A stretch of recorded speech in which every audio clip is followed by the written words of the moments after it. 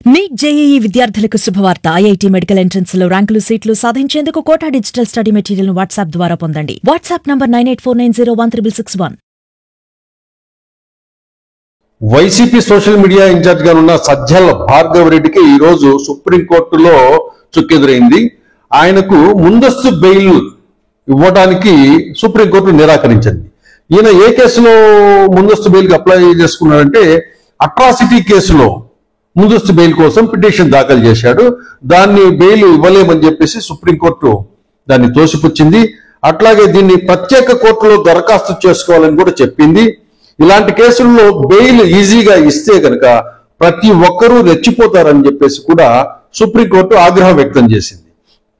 ఇప్పటికే ఇతని సజ్జల భార్గవ్ రెడ్డి మీద సోషల్ మీడియాకి సంబంధించి దానికి అరెస్ట్ నుంచి కాపాడుకోవడానికి మధ్యంతర ప్రొటెక్షన్ కూడా ఆయనకు పొడిగించారు.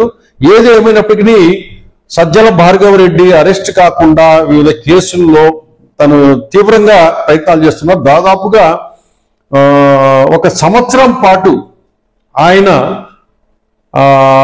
చిక్కకుండా న్యాయ పరిధిలోకి వెళ్ళి కొన్ని సోషల్ మీడియా కేసులో అరెస్ట్ కాకుండా ఆపుదలు చేసుకున్నాడు. ఇప్పుడు అట్రాసిటీ కేసులో ముందస్తు బెయిల్ కావాలని చెప్పేసి సుప్రీంకోర్టును ఆశ్రయించాడు. సుప్రీంకోర్టు కూడా దాన్ని రిజెక్ట్ చేసి ప్రత్యేక కోర్టు వేసి అట్రాసిటీకి సంబంధించిన ప్రత్యేక కోర్టు ఏదైతుందో అక్కడికి వెళ్ళండి, దాన్ని మేము ఇవ్వలేము బెయిల్ ఈజీగా అని చెప్పేసి క్లియర్ కట్ గా సుప్రీంకోర్టు చెప్పింది.